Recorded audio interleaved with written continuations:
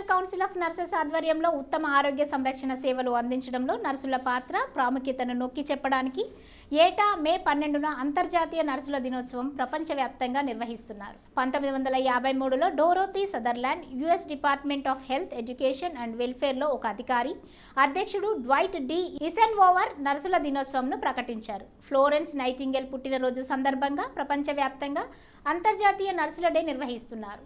1820 మే 12న ఆధునిక nursing స్థాపకురాలు Florence nightingale పుట్టినరోజు. యుద్ధ సమయంలో ఆమె శిక్షణ పొందిన నర్సుల మేనేజర్గా పనిచేస్తూ గాయపడిన సైనికులకు సాయం చేసేది. అలా ఆరోగ్య సంరక్షణ సేవలు, నర్సింగ్ వృత్తిని సంస్కరించింది. 1860లో లండన్లోని సెయింట్ థామస్ హాస్పిటల్లో నైటింగేల్ స్కూల్ ఆఫ్ నర్సింగ్ను ప్రారంభించింది. నర్సులు, పర్యావరణం, పేదరికం తదితర అంశాలపై ఆధారపడి ఏటా ఒక థీమ్ను ఎంపిక చేసి నర్సుల డే నిర్వహిస్తారు. ఆస్ట్రేలియా, యునైటెడ్ స్టేట్స్, కెనడా తదితర దేశాల్లో వారం రోజుల పాటు వేడుకలు జరుపుకుంటారు. ఈ ఏడాది 2023లో మన నర్సులు మన భవిష్యత్తు అనే థీమ్తో నర్సుల డే నిర్వహించుకుంటున్నాం. కేంద్ర, రాష్ట్ర ప్రభుత్వాల ప్రోత్సాహం, నర్సుల సంక్షేమమే ధ్యేయంగా పనిచేస్తున్న కేంద్ర ప్రభుత్వం వచ్చే 2 ఏళ్లలో దేశంలో 157 ప్రభుత్వ నర్సింగ్ కాలేజీలను ఏర్పాటు చేయనుంది. కేంద్ర ఆర్థిక మంత్రి డాక్టర్ మన్సుఖ్ మాండవీయ స్వయంగా ఆ విషయం ప్రకటించడం హర్షణీయం.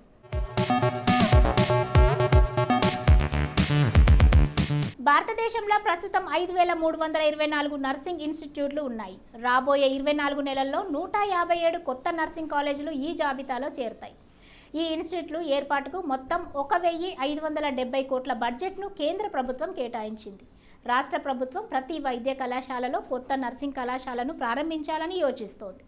ఈ నర్సింగ్ కళాశాలల స్థాపన ద్వారా దాదాపు 16,000 అండర్ గ్రాడ్యుయేట్ సీట్లు విద్యార్థులకు అందుబాటులోకి వస్తాయి.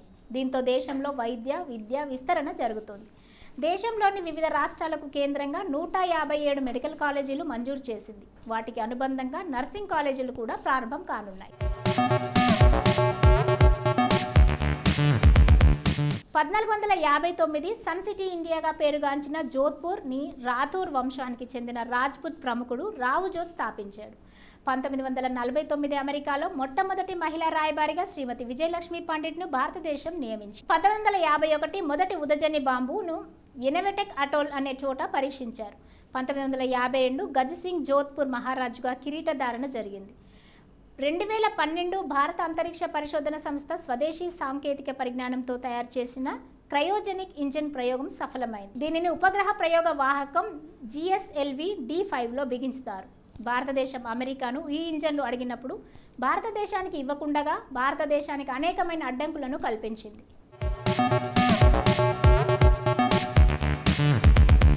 1997 రష్యా, చైనా 400 సంవత్సరాల వివాదం తర్వాత శాంతి ఒప్పందంపై సంతకం చేశాయి. 1998 అల్లర్ల కారణంగా ఇండోనేషియాలోని ట్రిస్కిటీ యూనివర్సిటీలో 4 విద్యార్థులు కాల్చి చంపబడ్డారు. చివరకు కుప్పకూలారు. 2006 ఇరానియన్ ఎసెరిస్ను బొద్దింకతో పోల్చిన ఒక కార్టూన్ ఇరానియన్ మ్యాగజైన్లో ప్రచురింపబడింది. ఇది దేశవ్యాప్తంగా అల్లర్లను విస్తరించింది. 2007 పాకిస్తాన్ చీఫ్ జస్టిస్ ఇఫ్తికార్ మొహమ్మద్ చౌదరి కరాచీ పర్యటన సందర్భంగా జరిగిన అల్లర్లలో 50 మంది మరణించారు, 100కు పైగా గాయపడ్డారు.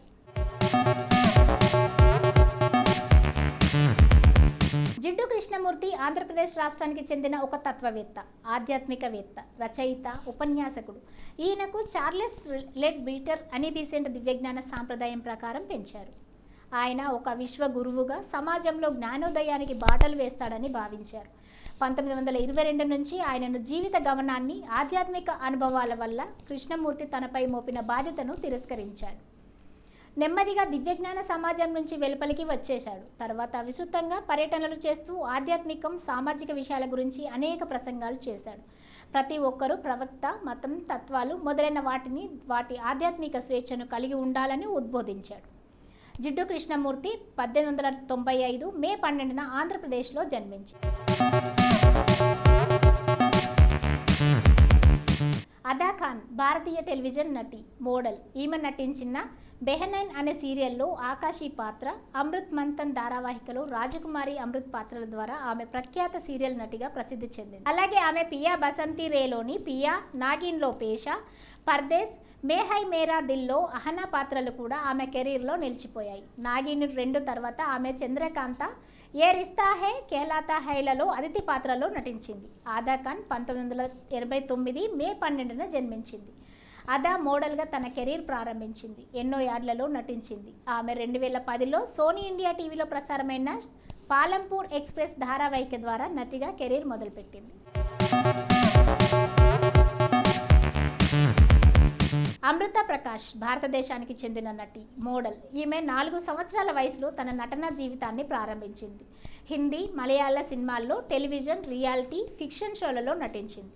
National bank for agriculture and rural development chairman అయిన డాక్టర్ ప్రకాష్ బక్షికి అమృత బక్షిగా 1987 మే 12న జైపూర్, రాజస్థాన్లో జన్మించింది. ఈమె ముంబై విశ్వవిద్యాలయం నుంచి కామర్స్, బిజినెస్ అడ్మినిస్ట్రేషన్లో మాస్టర్స్ డిగ్రీని కలిగి ఉంది. అమృత తన కెరీర్ను 4 సంవత్సరాల వయసులో ప్రకటనలతో ప్రారంభించింది. ఆమె మొదటగా టీవీసీ కేరళలోని స్థానిక పాదరక్షల కంపెనీకి సంబంధించింది.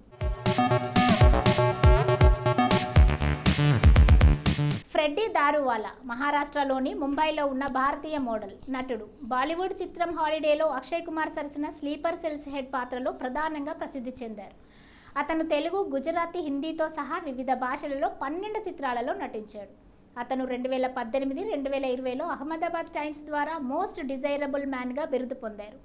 అతను చివరిసారిగా జీ5 యొక్క యాక్షన్ క్రైమ్ థ్రిల్లర్ సిరీస్ పాయిజన్లో 2019లో అర్బాజ్ ఖాన్, రియాసిన్ నటించారు. అతను దే ఇన్కంప్లీట్ మ్యాన్లో ప్రధాన పాత్ర పోషించడానికి సంతకం చేయబడ్డాడు. ఫ్రెడ్జీ దారువాలా గుజరాత్లోని సూరత్లో మధ్యతరగతి కుటుంబంలో మే 12న 1984న జన్మించారు.